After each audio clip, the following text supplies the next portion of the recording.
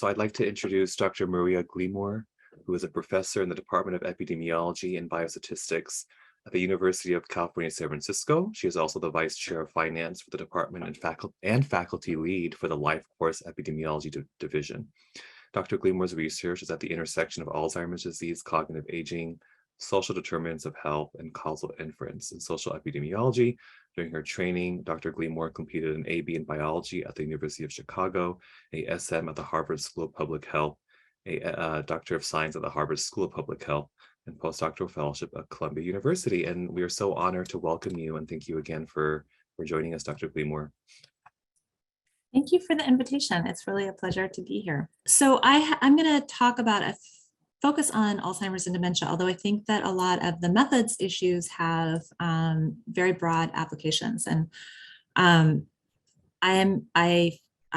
applications are focused on cognitive aging, but really I'm a social epidemiologist, and I'm very interested in how we can improve methods and for causal inference with on social determinants of health and social inequalities. So I'm going to jump in. Please feel free to interrupt me or ask questions if there's anything that would be helpful to clarify. I realize this is a pretty heterogeneous audience in terms of what people's level of focus on Alzheimer's is. So I'd be happy to stop at any point and talk about any of this. So I'm going to talk a little bit about causal inference challenges, and then I'm going to give a couple of examples of novel approaches, because I think one of the things that's sort of an interesting moment in epi and in general with dementia research is I think that there are a wider new data sources, I think, are really creating opportunities for new methods and for IV-based methods. And I'll talk about some applications in my group. And I think it's worth talking a little bit about aduhelm, lecanemab, and the new medications for Alzheimer's disease treatment, which has been a really interesting unfolding story. And I think we're still in the middle of that story unfolding. So I'll end with some discussion about that. Okay, so dementia is extremely common across all racial ethnic groups. These are numbers from Elizabeth Rose Maeda's work showing cumulative incidence across the life course. It is devastating and at this point incurable. The leading manifestations of the most common causes we think of as likely Alzheimer's disease, with a major contribution from cerebrovascular disease. And the leading indications of dementia are really cognitive impairment that compromises functional outcomes and daily living. Now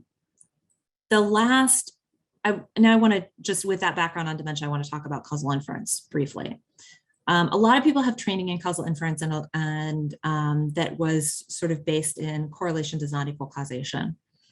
And really the last 40 years of research in multiple fields has been revolutionary in terms of how we think about causal inference, such that this is just, it has really changed what we can do and what we think of as possible, the language we use. And this has been recently recognized. So Josh Angrist just got the Nobel Prize last year. There have been these other major prizes for people who are leaders in causal inference thinking. Josh Angrist was a leader in thinking about quasi-experimental approaches. Jamie Robbins is an epidemiologist, so folks are probably more familiar with his work. Judea Pearl was a computer scientist who's been really influential in causal inference across fields. I think it's really important that we, in public health in general, and particularly in Alzheimer's disease and dementia research, grab these new approaches and adopt them and adapt them to find effective ways to prevent and treat dementia. There are many features of dementia that make rigorous causal inference using traditional approaches quite difficult. These traditional approaches, and I'll walk through how I think about these traditional approaches, they work very well for easy to measure, sudden onset diseases that are not socially patterned. That is not at all the case, the characteristics of dementia or Alzheimer's disease. So I want to talk about how you probably have a whole array of ways that you think about how do we identify causal effects. Most of the tools that we have, you can actually put into one of two big buckets. And the first bucket, which is the most common with observational epidemiology, is what Pearl calls the backdoor criterion.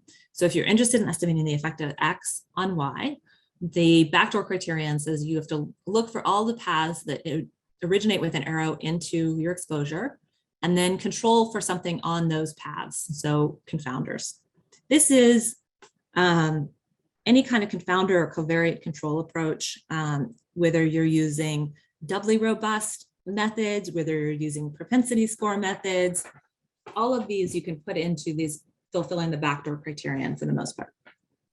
And there are lots and lots of specific names, but don't get bogged down in the statistical details conceptually. These are all based on the assumption that you can identify and account for all of the common prior causes of exposure and outcome. The second big bucket of causal inference approaches is essentially variations on the randomized controlled trial. And here's the directed acyclic graph corresponding with that approach, where we have Z here is randomization, and you're interested in the effect of X on Y, and we use the randomized randomization to estimate this effect of X on Y.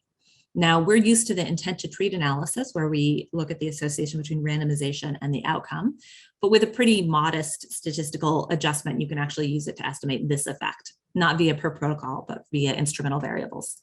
So a randomized controlled trial is actually a special case of an instrumental variable. And the same causal structure arises in many different settings where there's quasi-experimental variation in exposure. And it turns out that this happens all the time because we are so unsystematic about delivering resources. The setting where it's become very popular in epidemiology is based on genetic instrumental variables, the so-called Mendelian randomization studies. But in fact, you can think of it's a very old method in economics. It was part of what Ingres won the Nobel Prize for. Lots and lots of policy changes that essentially you can use the arbitrary timing of policy changes or the arbitrary implementation of policy changes to understand, evaluate causal effects. All right, so there's a third approach here that I'm not going to talk about called the front door criterion. And if we have time and anybody has questions, I always mention it because it's like so crazy that there's this other category of method for causal inference we never talk about, but I don't have any applications for it, so I'm not going to go into it. And it's a little bit puzzling, so we'll skip it. But if people have questions, let me know. All right, so these two big buckets to evaluating causation: control for all common prior causes, use an instrumental variable. It is, I think, fair to say still that in epidemiology and health research and a lot of clinical research, we rely very, very heavily on the backdoor criterion-based approaches, identify all the confounders and control for them. And in economics and sort of closely related fields, they rely very heavily on instrumental variable-based approaches, whether they apply IV analyses or not. They use something that they think is quasi-experimental variation in the exposure to estimate causal effects. I had this really wonderful postdoc, Ellie Mathé, who's now on faculty at NYU. And Ellie wrote this lovely paper, which I highly recommend, which is just sort of saying this disciplinary divide is craziness. And we need to stop adhering to it, and we need to stop teaching our students that they're only within one framework, and really teach students both approaches. Both approaches invoke very strong assumptions. Both approaches can deliver causal effect estimates only under very strong assumptions. And so it's really useful to think about your specific setting, which one is going to be more appropriate, which set of assumptions are more plausible, and to triangulate across different approaches. Economists will outright laugh at the approaches that epidemiologists use. Like, they often will just not take into account any of the evidence from typical epi covariate control approaches. And as somebody who's tried to submit a lot of IV papers and gotten epidemiologists' response saying, that's absurd, you can't fulfill those assumptions, I can say that there's a lot of disciplinary disdain for the other kind of approach. And that's really counterproductive. So covariate, both methods, both categories really rely on untestable, unprovable assumptions.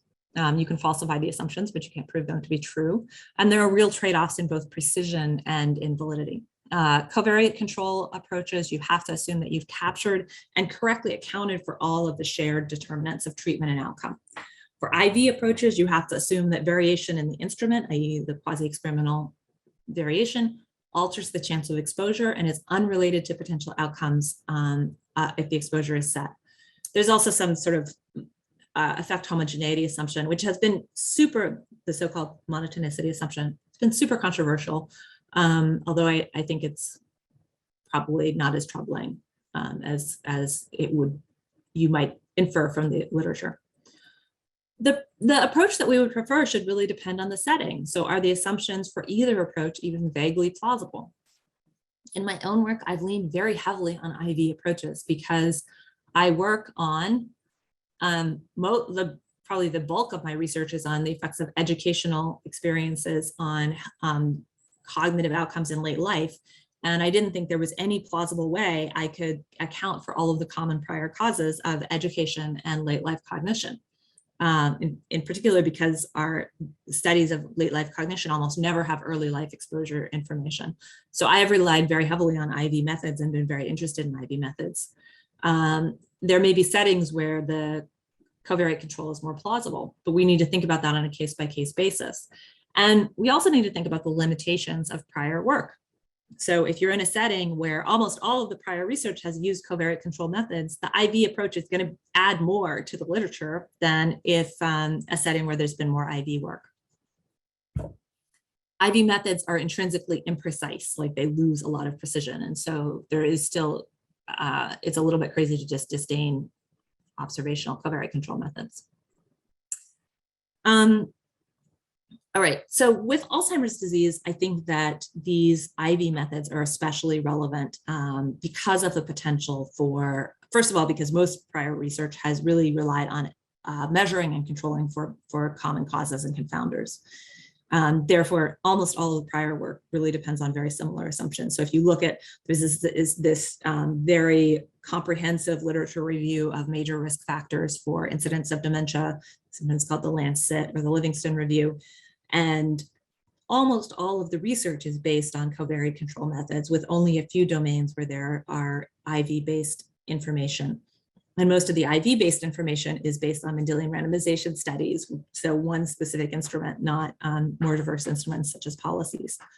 So IV methods can be much, I think, particularly valuable in this setting.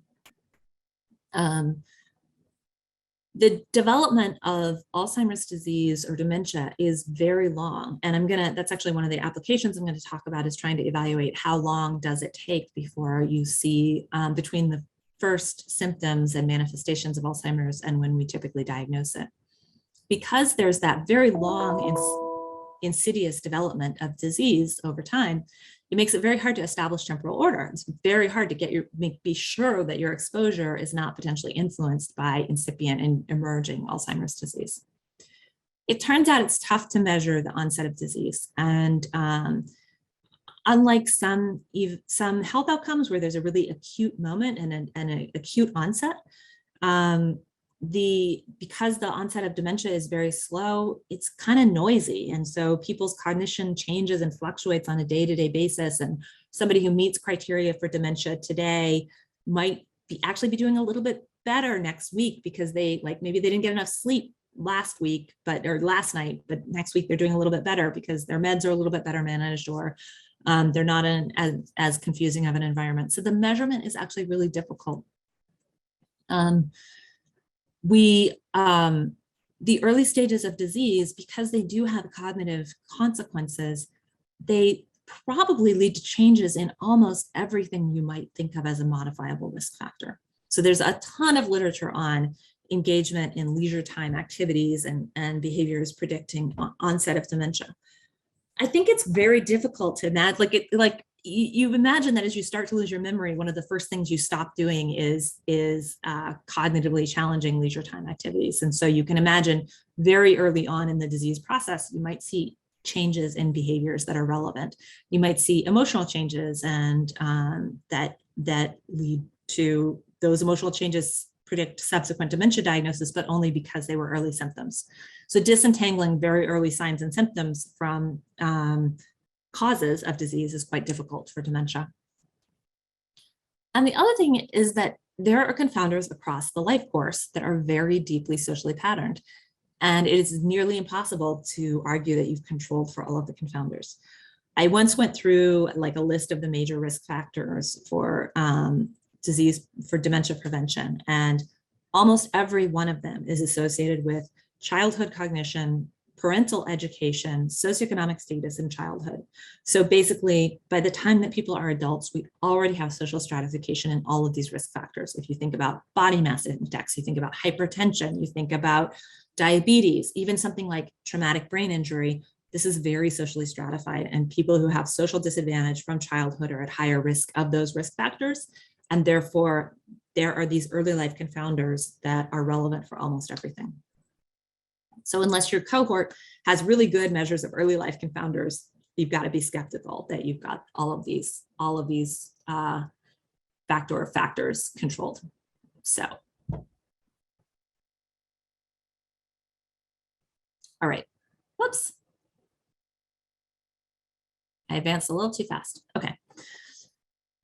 So given this background, when we think about these different ways that we could potentially identify causal effects, I find this general approach of trying to control for the common causes of exposure and outcome when your outcome is dementia is not very appealing. I think it's hard to believe that we've really got that right. So I'm much more interested in the possibility of using instrumental variables. Our group has done a few different IV type approaches. I'm going to talk today about a couple of sort of unusual examples. I will just mention there are a lot of examples of this that I think are very, very promising, especially in large administrative data sets. So for example, my early work has been based, and we're continuing to do this to some extent, has been based on education policy mandates. And so education policy mandates that change at the state level or change at the school district level and then influence how much schooling people get, but have nothing to do with features of the kid. They're just policies. Those policies change the educational experiences of children, and you can use them to predict much later life cognitive outcomes. That evidence shows very consistently that increases in mandatory schooling, which increase actual experiences of schooling, attained education, relate to better cognitive outcomes decades later.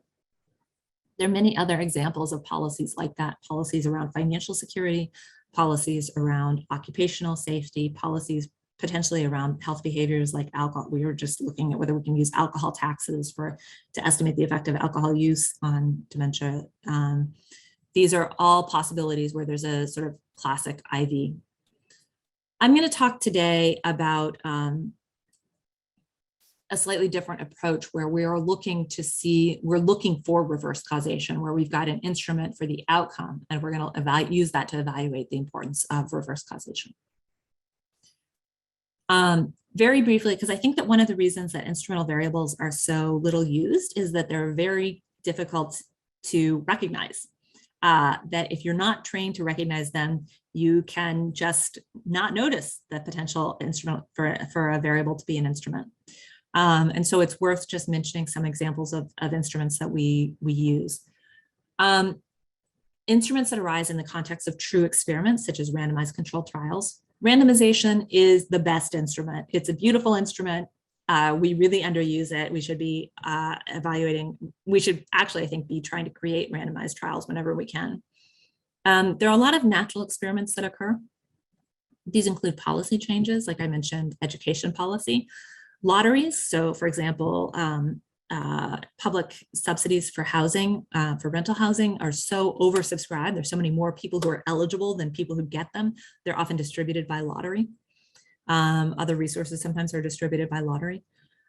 There's this really, I think, interesting literature on arbitrarily assigned judges. So if you're interested in estimating the effects of, say, incarceration or receipt of SSDI, these are resources that you might think are very, very confounded. It's very hard to estimate those causal effects.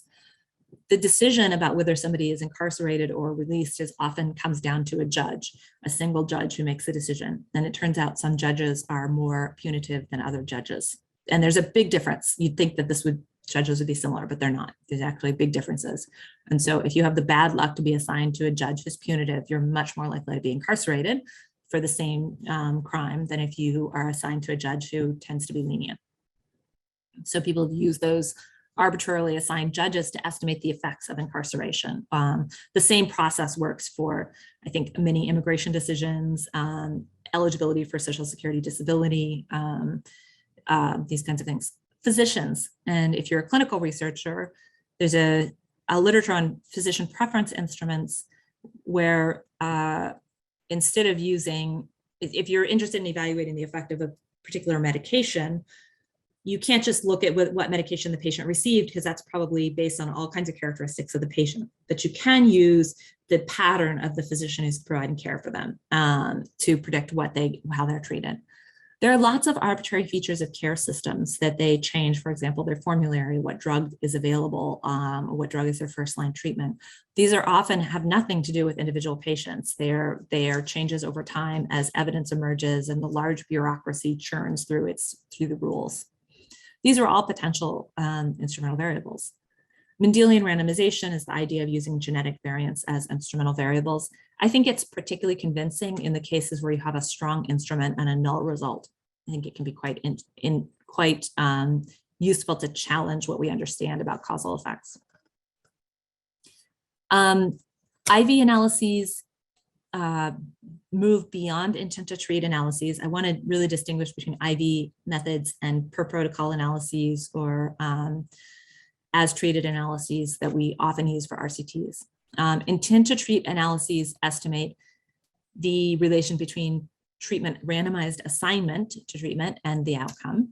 And if you want to know the effect of actually receiving the treatment, then you have to add one more step to that, which is to account for the magnitude of the effect of randomization or the instrument on the treatment received. It is similar intuitively to a correction for non-compliance. And can be used, therefore, to estimate the effect of treatment on those who were treated because of their random assignment. And I just want to emphasize this is not a comparison of the treated to the untreated. It's really a comparison of people randomized to treatment to people randomized to not treatment. Okay. All right, I want to go on and talk about two examples of novel approaches because I think that this is a little bit abstract and I just want to talk about examples of how we're using this.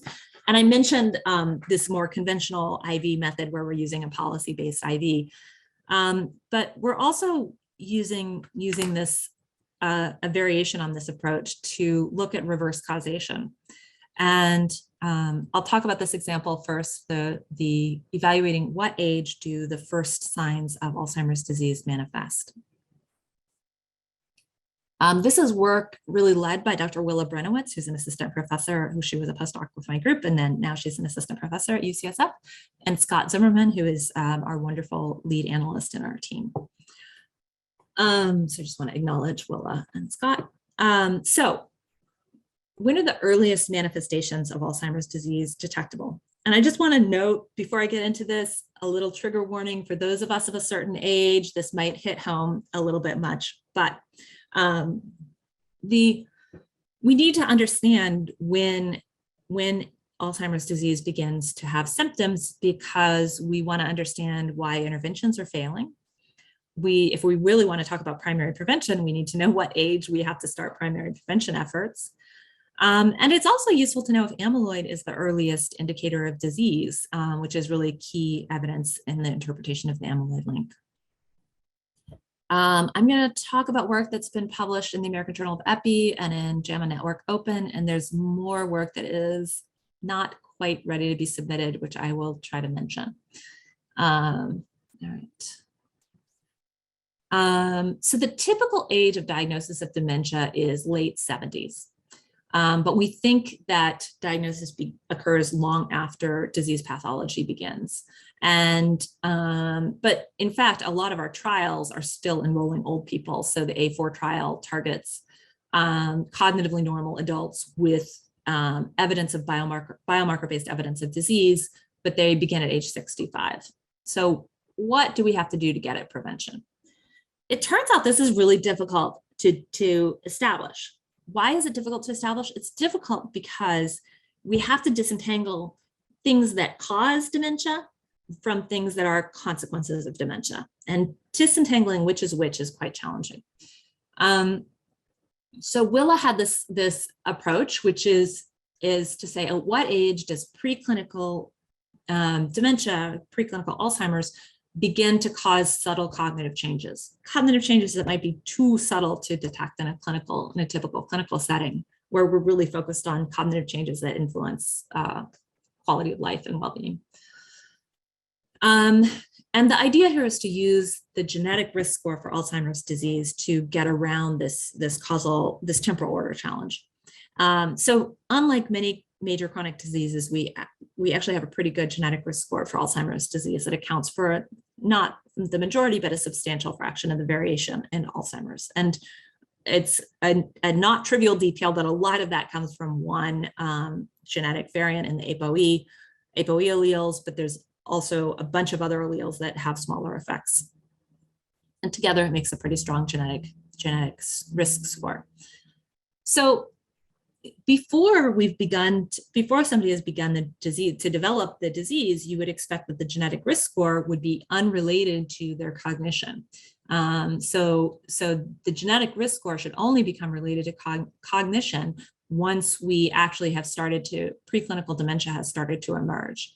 And so we can use the first age at which this genetic risk score becomes associated with cognition to estimate when is the very beginning of disease.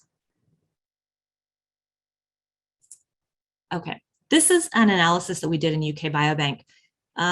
If anybody has questions about UK Biobank, I'm happy to talk about it. It has a lot of limitations. It has one really important strength, which is it's very large. It has about 500,000 people who've been GWASed. In these analyses, we had about 400,000. I can't remember why, based on various restrictions for the outcome measures. So we created an Alzheimer's disease genetic risk score using 23 polymorphisms, including ApoE4 alleles. There's a battery of cognitive assessments. The sample is pretty complicated because they didn't measure all the same cognitive measures across all of the same population, all the same people. We also have neuroimaging on a sample of about 40,000 people, MRI based on neuroimaging, not amyloid, just MRI volumetric measures. Body mass index measured at study enrollment. And so the design here is to estimate a flexible regression where the dependent variable is cognition, or I will also show you results for BMI and for hippocampal volume. So estimate a flexible regression where the dependent variable is, let's just talk about cognition, and it's regressed on age, because we know that cognition changes over time, age squared, so it can be flexible, and the interaction of those two with the genetic risk score. And we want to look at some of these. We have a bunch of cognitive measures. We're going to look for cognitive measures where there's a significant interaction between age and the genetic risk score for Alzheimer's, suggesting that the genetic risk score is accelerating age-related change in that cognitive measure. And then we're going to search across those outcomes to see what is the age at which the genetic risk score first predicts a divergence in cognitive change. So we searched across all of the versions of cognitive assessments in UK Biobank. There were 32 cognitive assessments, and we used a Bonferroni corrected threshold to pull out the cognitive measures that had Bonferroni significant interactions between the AD genetic risk score and age. And then among that handful of measures, we sought to find the first age when the divergence occurred. So let me just give you a picture here. A picture is worth 1,000 words. Maybe a couple hundred words, I don't know, depending on the picture. Okay, so on the x-axis here is age, and on the y-axis is the score on the symbol digit substitution test. So this is a standard cognitive test. And the blue line is the predicted score for people with low genetic risk of Alzheimer's. And the red line is the predicted score for people with high genetic risk of Alzheimer's, right? So again, 70 is actually pretty young for Alzheimer's disease onset, right? So, and we have a sample where people are mostly in an age where they should not have any clinically detectable difference. And yet, even so, we can see that the genetic risk score is starting to predict differences in symbol digit substitution. And because we have a huge sample, we can say, oh, well, it's statistically significant here at age around 56. This is a statistically significant difference. That's very small. It's not clinically relevant, but it suggests that within the population, there's already emerging differences. we know this is a biologically smooth process, and so we can find the age at which that there is the first evidence of divergence if we just follow these lines back. Because the age at which it's statistically significant is going to be very dependent on the sample size. So that's the basic structure here. So the Alzheimer's disease genetic risk score modified the effect of age on 12 of our 32 cognitive measures, again, using a Bonferroni adjusted p-value threshold. So we've been pretty conservative here and pulled out the 12 for which there's the strongest link. And these are all the same basic picture here, where we can see with verbal reasoning, here's the picture where people with high genetic risk score start to decline a little bit earlier. That divergence is happening around age 50. Pairs matching. Here's the picture for hippocampal volume. So you start to see this decline in hippocampal volume, again, around age 50. Diastolic blood pressure, you see this, there's this typical age-related curve, but you can see that people with high genetic risk score start to have declines in blood pressure a little bit earlier. And with BMI, I think dementia researchers generally know this, but people who don't do dementia research don't always know this. Like, it's pretty common for people with Alzheimer's disease around the time of diagnosis for them to lose weight. And we've known for a long time that there's some preceding period before diagnosis where people start to lose weight for reasons that are not super well understood. In fact, with BMI, what you can see is a really quite marked divergence between people. Here's the typical American BMI curve where we continue to gain weight until we're roughly in old age when we start to lose weight, a little bit of weight on average. But people with high genetic risk of Alzheimer's are peaking and then starting to lose weight much earlier. This is just showing the age at which we saw each of those divergences for different cognitive assessments. Each of these is a cognitive assessment, pairs matching. These are different versions of the pairs matching test. This is symbol digit substitution and so forth. So the average age of dementia diagnosis in the UK, Biobank, is about 82. And these are, the red arrows are the ages at which there was a statistically significant difference between people with high and low genetic risk. So starting people's mid to late 50s. And the blue arrows are the ages at which we actually, if we draw it back, the age where we think the first divergence is beginning. Basically late 40s, early 50s, there's starting to be very subtle cognitive differences. Again, this is nothing to do with clinical relevance, but it did suggest that disease processes are happening in people's mid to late 40s to early 50s. There are some caveats here, and I'd love to replicate this in another data set if we can find a data set that's large enough to do this. The UK Biobank is a very high SES, healthy and cognitively healthy data set. We've faked longitudinal data. It's all cross-sectional. We're using age to pretend that we have longitudinal data. Because we have the genetic risk score, we know we've established temporal order, but it's still, I'd love to have longitudinal data. It's possible that the cognitive differences predate anything age-related and influence diagnoses. I don't think that's the most likely explanation. If people have questions, I can talk about why I think it's possible, but not likely. I am really worried about the selection process into UK Biobank, and if that's differential by age, it could have a problem.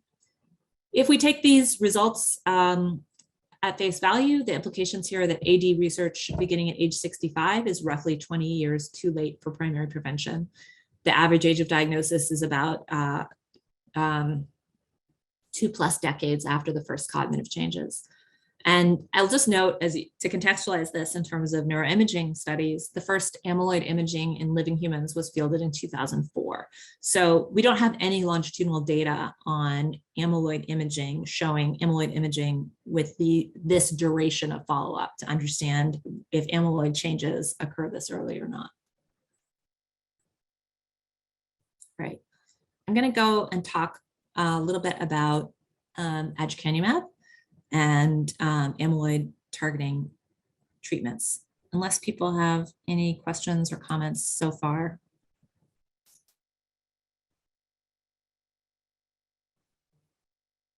Maria, Andrea LaCroix, I have one question about the weight curves, and that is, have you looked at by that genetic instrument for AD at whether what the mortality curves look like? That's a great question, Andrea. We haven't, because we can't in these data. Okay. Well, I will say, like, we know the genetic risk score predicts death, but we can't look at, well, let me think about that.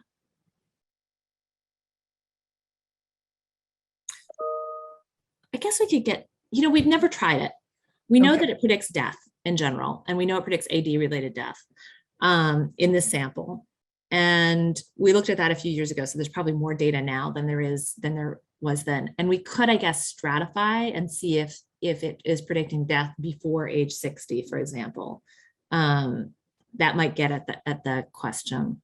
It's so complicated. Just to throw this out there, in the sense that we know that in order to get Alzheimer's disease, you have to live long enough to get it and not die of something else. And so we see it at higher rates, obviously, in people in their 80s, 90s, 100s. But there's also a natural history of weight change with aging.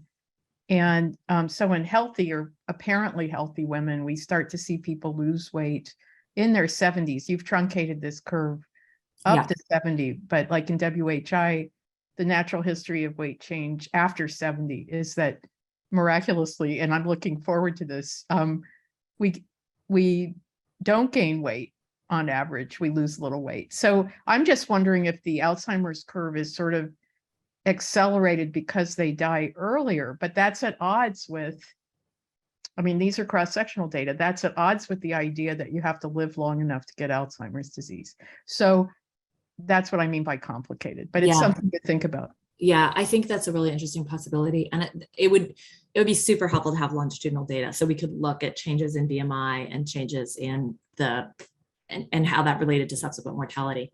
I think we do, like the red line here, I think is exactly describing what you were, right? You can see this weight gain and it gets slower and slower and slower. And you can see the population is just about to start their decline there. And that's happening much earlier. I don't think this could be accounted for by selective survival. It's more complicated than that even. Yeah, because it's more complicated than that even. But I'm just wondering about sort of the biological aging, underlying weight change and so forth. But anyways, thanks for thinking about it with me. I'd love to do this because they do have some things like anyway, well, we can talk about it more. There's lots of interesting questions there. And we're basically just like working through phenotypes, as are the Bristol people also working through phenotypes to look at what is showing early changes. All right. So this is work led by Sarah Ackley, and she worked closely with Scott Zimmerman. Sarah Ackley is a really brilliant postdoctoral fellow in my group, who's currently on a K99, and will probably be looking for a faculty job in the not too distant future. So there's been a lot of controversy about amyloid targeting medications for Alzheimer's disease. And she started this in 2020, and it was published in 2021. And at that point, we had a lot of medications that targeted amyloid, that were monoclonal antibody drugs that were removing amyloid from the brain in an effort to either prevent progression of Alzheimer's disease in people who appeared to have amyloid burden.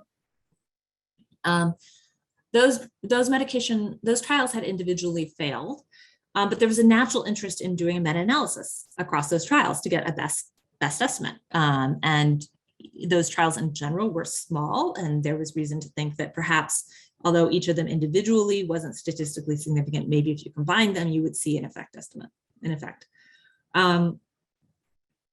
It's pretty reasonable to want to do a meta-analysis. This is not a radical thing. However, there's an important challenge in this particular domain because the effect of each medication on amyloid was really different.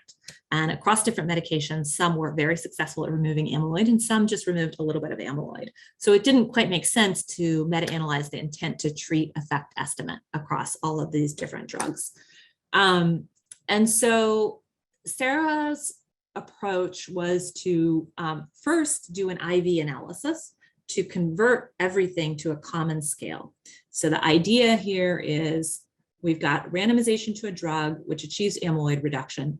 We think the drugs are only going to benefit cognition via changes in amyloid, which maybe there's other stuff downstream of that, like changes in tau. But we can use randomization to a drug as an instrument to estimate the effect of amyloid reduction on cognitive improvement. And that is very promising to understand better what potentially removing amyloid might do for cognition. So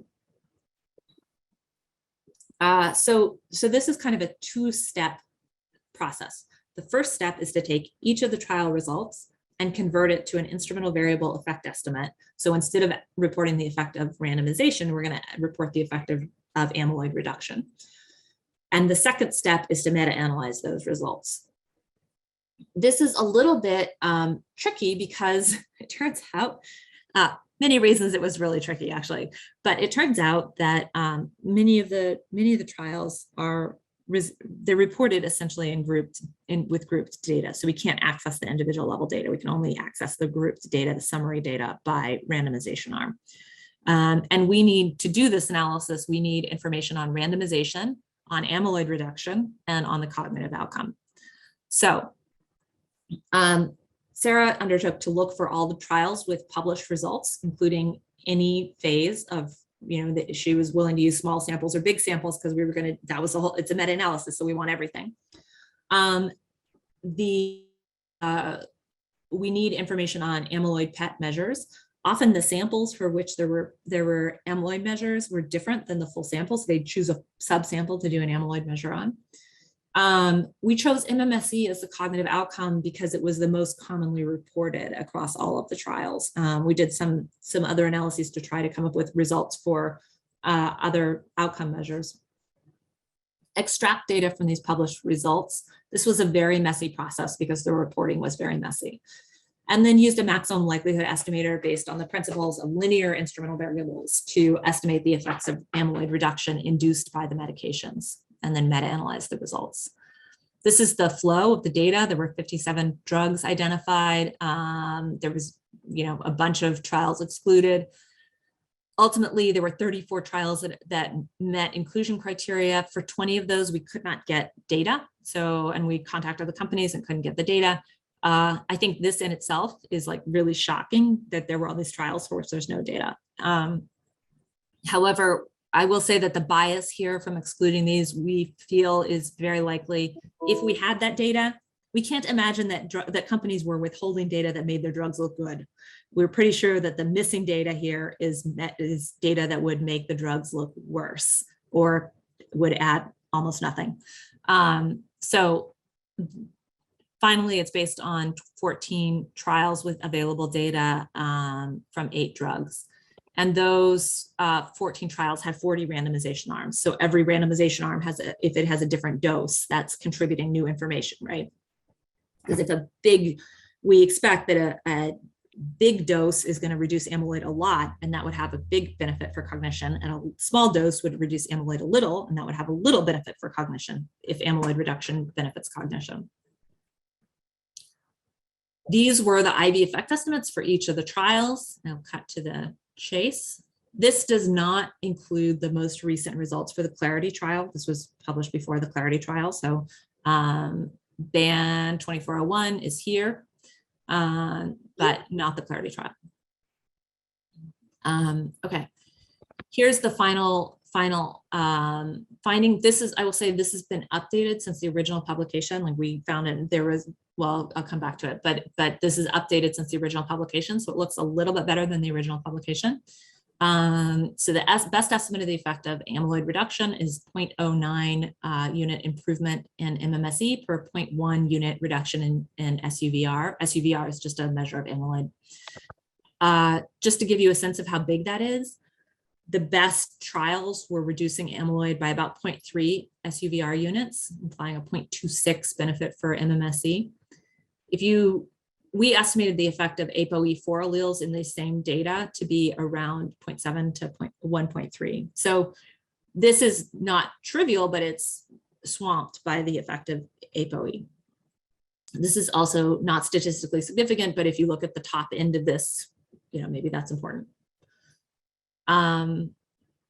We put this all up on a Shiny app so people could update it. And our real hope was that, in fact, people would update this because we knew we didn't have all the data. Like we think the companies have a whole bunch of data that we don't have. And so we put it up in a Shiny app and really invited companies to try to update the data and redo the analyses. And in fact, Biogen did.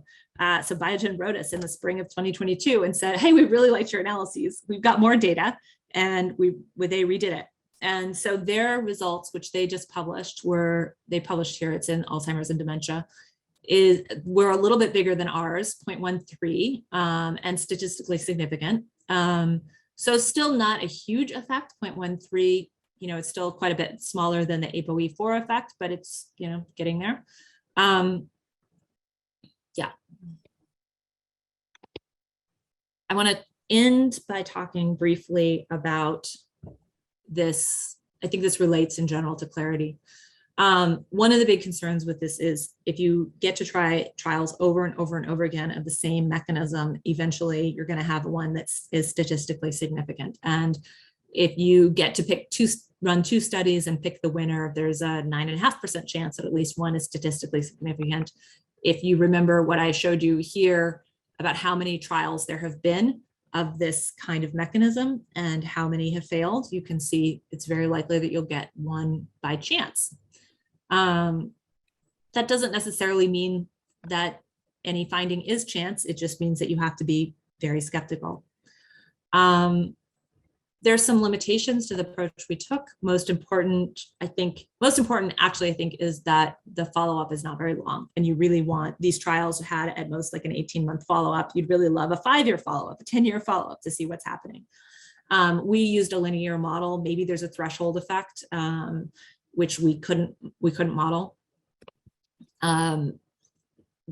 There may be differences in what the medications do, and if amyloid, really moving different types of amyloid, whether fibrils or oligomers, have different effects. We couldn't model that. We didn't have measures of that. But the bottom line here is that amyloid reduction on the established scale within the timeline of typical trials is unlikely to have a large cognitive benefit. I think that is actually consistent with what the Clarity trial is suggesting. So even if you take the newest results for lecanemab at face value, they are modest at best.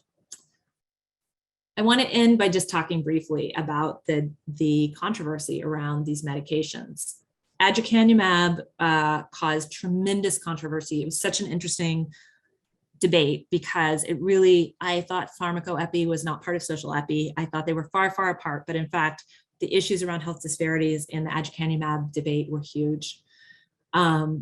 This was a medication. There were 2 phase 3 trials, both stopped early. One was statistically significant, one was not statistically significant. There were major challenges in each of the trials, but there was a lack of evidence on safety and efficacy, especially in non-white individuals. So in fact, people often say, oh, there wasn't very much diversity. That is such an unacceptable euphemism. There were 6 Black participants randomized to treatment in all of the trials that they used in the FDA filing. There were 6 Black participants who received the treatment that was approved. It's just hard to understand. That's not just like underrepresentation. That's essentially, that's no representation. The approval of the medication was strongly endorsed by the Alzheimer's Association. The FDA advisory committee did not endorse it. The FDA gave accelerated approval based on amyloid reduction as a surrogate, and requested a new trial within 9 years. Alzheimer's Association and Biogen invoked health equity considerations to justify Medicare coverage for this medication, which I felt was really adding insult to injury. They announced the price tag is $56,000 a year, reduced it to $28,000 a year. If at that price tag, Medicare had adopted and covered that medication, they would be spending about $15 for the ratio of dollars they spent for this medication versus dollars they spent on research to identify effective treatments would be about 15 to 1. The final decision from Medicare was coverage with evidence development, and it covered all amyloid treatment drugs. And the decision was if a medication was approved with an accelerated approval based on a biomarker, with no clinical evidence of benefit, Medicare would cover it only if you were in a trial. And any amyloid targeting drugs that are approved based on clinical benefit, they would cover. After all this debate, aduhelm has really taken a backseat to more promising cousins, including lecanemab, for which there were new results released in a press release. I just want to say it's a press release, and Biogen's stock market value went up like 40% after this press release. So take it for what it's worth, but it looks promising. The press release looks great, no surprise. The Clarity showed highly statistically significant results for clinical outcomes at 18 months. Those emerged at 18 months. They weren't there at 12 months. They have improved their enrollment. So they report that 25% of US participants identified as Black or Latino. And they're filing for accelerated approval based on an earlier trial and full approval based on this most recent trial. The side effects that we're most worried about are observed in Clarity, but were less common than for aduhelm. So what should we be asking for? I'm almost done. What should we be asking for?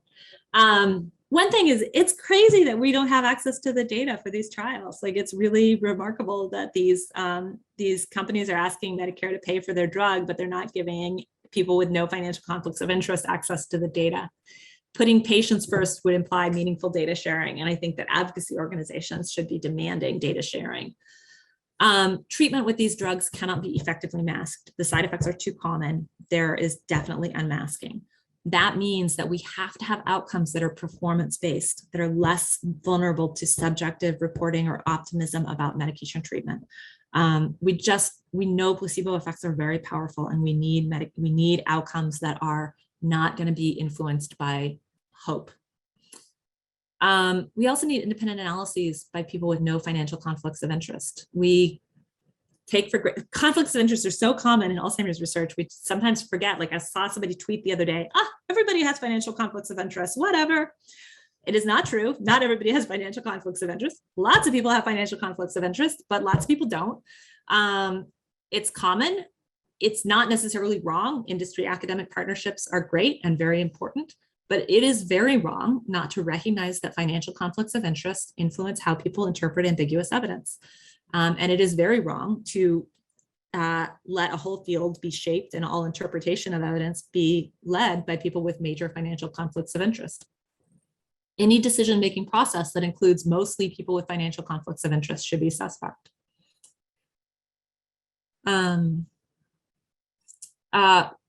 So we need trials that include diverse participants. Any medications that were approved based on a study that de facto excluded Black participants should not be acceptable, especially when there's reason to worry that pre-existing health disparities will, on average, make Black patients more vulnerable to the harms of medication. We need long-term objective patient-centered measures. We need long-term outcomes. 18 months is not long enough. We really need long-term outcomes. We also need observational studies, and we need studies based on the rollout of disease in real-world populations. There's going to be a lot of heterogeneity in the harms and benefits of these medications, and the trials are too small to really evaluate that. So we need rigorous studies. I think we can design quasi-experimental studies based on medication rollout if we're even a little bit careful about it. Okay, so design stuff. I think there's so much promise here for using non-conventional methods, IV-based methods broadly, and new designs. A lot of the limitations that we face with using these IV-based methods are falling away because they relate to data limitations, but the quote-unquote big data revolution actually means that some of those methods that were not really viable before are viable now. Those include treating genetic variants, randomized trials, or policies as instrumental variables. And I think most of all, what we need is to move away from just using the same study design in all settings and really think critically about the strengths and limitations of the existing data for any research question and trying to identify new approaches. And as I mentioned, I really think data sharing is a sort of important thing to advocate for. I will stop there. This is This is actually not totally updated, my amazing research group, but a couple of people who did a lot of the work here. And I think the NIA, of course, for funding, and Melodem, which has been an amazing sort of venue if people are interested in talking more about dementia research methods. Melodem is a really great setting. All right, I will stop there, and I hope people have questions or want to talk. Hi, Maria, we have 3 minutes left, but I imagine some people will want to stay on for questions, which I think is okay. Yeah. The first question is from Ronghui. Hi, yes, thank you, Aladdin. I go by Lily as well. I'm one of the statisticians here. Thank you, Maria, for a very interesting talk. So I'm kind of new to the dementia, but we got a small grant looking at, it's a Honolulu-based aging study with 12 waves of data. And echoing what Andrea was saying, the data is so complex, and we are mainly looking at causal methods using survival type of approach and endpoint. So I just have 2 questions for you. One is how do you see the behavior or the prediction of the genetic risk score is to be used in a causal kind of setting, because the question is ultimately always causal, right, that we want to ask. Another question is how you see, because if you have the data that's varying over time and the onset is gradual, and you mentioned grip strength, we have that data as well. How do you see mediation type of approach? I noticed you didn't mention anything. What's your opinion and thought on that? Okay, so the genetic risk score for Alzheimer's disease, we're really using it a lot for evaluating reverse causation. I think that's an interesting application of it. I think there's also a sort of interesting potential to look at effect modification and see if people with genetic vulnerability are more influenced by particular exposures. Mm-hmm. Your second question was about mediation modeling? Yeah, whether how you think about those. Yeah. I love mediation modeling. What do you want to talk about? Yeah. It's just, I think mediation modeling is really valuable, especially if we're always trying to think about things that we can actually change. And a lot of the most important determinants of disease, we just can't change. And so we're really looking at mediators that are amenable to intervention. And so I think mediation modeling is very important. And it's an area where there's been a lot of progress in the causal inference methods. So I'm optimistic about it. The challenge with mediation modeling, honestly, is there's a ton of measurement error is just a really problem in mediation modeling. So you have to be worried about that. But. Thank you.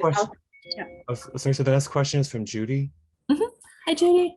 Hi, Maria. Nice to see you. Nice to see you. Aladdin. Thanks, Aladdin, for inviting Maria. I always love hearing about your work. So I just had a comment and wanted to put a little bit of context around your BMJ paper. Thank you for those estimates on MMSE change effects mapping onto SUVRs. So for the group, I thought it'd be useful just to share that the MMSE score ranges are 0 to 30. So a change of 0.1 mapping onto an amyloid level score of a change of 0.1. The MMSE is a range of 0 to 30, so there's a 30-point range. The range of scores for an amyloid SUVR is much smaller. It's about 0 to 3. 3 is probably pretty generous. It's closer to about 0 to 2.5 before the signal becomes very saturated. So these are quantitative values that are brought out of amyloid PET imaging. And so for context, roughly, Maria, in your paper, and I think what Biogen had, it was maybe a change of 0.1 mapping onto a change of 0.1. So it's basically to have a difference of a score of 1 for an MMSE, you would have to have a full change of 1 of an SUVR, which is huge, is really big. The difference between amyloid positivity and negative is about 0.1. So a negative score is 1.2. An amyloid positive score is 1.3. I mean, that is the difference. And so I just think that context is really important, that as we think about trying to get somebody from being amyloid positive to amyloid negative, that corresponds to clinical meaningful benefit of a change of 0.1 on an MMSE, which is not even really measurable, because those are whole changes. And so I thought that was a really important context to lay on top of it as we see the lecanemab results and what come out, with understanding if it's statistically significant, but that potentially the clinical meaningfulness is not there. Just to say it frankly, is not present. I think the really key, I really appreciate these comments. I think the really key thing is what happens over time. Like, does this actually slow decline over time? So if you follow up for another 5 years, we're going to see a larger benefit, or is that it? You get 0.1 MMSE points and enjoy your 0.1 MMSE points that you could not possibly detect. And I think that the evidence is out on that. Like, I heard very informally somebody from is it Eli Lilly that does donanemab, that like the donanemab follow-up was not showing continued improvement. And but I haven't seen that published anywhere. And yeah, but I think that's totally, if this is all you get, it's not great. But it is, I mean, if it holds up, like, do you buy that it's some proof of concept? Like, maybe it suggests we should start earlier. Like, amyloid looked almost dead in the water. Do you think that this actually revives amyloid? So my personal opinion is that if we see the results in December for lecanemab and it looks really promising, it's a nice step forward. The biggest limitation right now with many of these therapeutics is the side effects. Yeah. Is that the argument is, once you stop the treatment, the brain swelling and the brain edema cease, and it resumes, and the brain returns to normal. That's perhaps an okay observation, but the intended use of these therapeutics is that treatment never stops. So that corresponds to the edema will never go away. And maybe the edema and the side effects of edema over the 18 months that they've been studied have been relatively small. I can't imagine that edema over a period of 1 to 3 decades is not going to have substantial effects. But like, I know Biogen would like us to buy their drug for the rest of our lives, but like the amyloid does stay gone for a while. Like I can't remember which medication it was. The follow-up was like, people weren't, like, the amyloid stayed gone for the most part. So maybe there's a version that, I've been like a total amyloid skeptic, just so everybody knows. Like, I'm basically an amyloid skeptic, but I'm trying very hard to keep an open mind. And maybe there's a version that we don't have to keep treating people, despite I'm sure Biogen would be enthusiastic about the $26,000 a year for the rest of people's lives. And Maria, we have one more question before we wrap up in the chat box. What are your thoughts about bidirectional pathways in ADRD causation? Do you mean I think that like alcohol may cause dementia and also AD may change alcohol use? Is that what you mean, Andrew?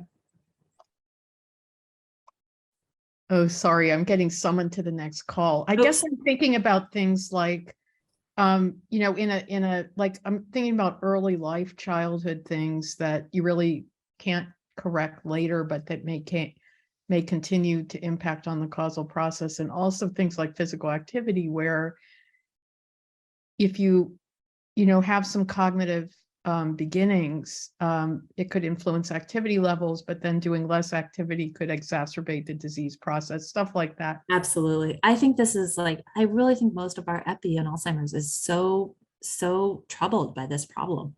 Yeah. And that's like, to me, that's what's interesting about the reverse causation findings is like, you're having cognitive symptoms in your 40s. How are we going to disentangle the causal direction if that's what's happening? I just think we have to be open to these loops that are not possible in DAGs, but are very possible in bodies. So it's something. They're possible in DAGs. They're possible in DAGs. You just. Okay. I totally agree. And yeah, it's a huge challenge. But okay. Thanks so much. Take care, everyone. Thanks. Thank you. Questions. Thanks, Maria. Thanks for coming, and take care. My pleasure. Thanks for the invitation. Bye-bye. Say hi to Kirsten for me. I wish. You can find her, right? We're missing her very acutely. I'll tell you, we're Happy for her, sad for us. All right, take care. All right.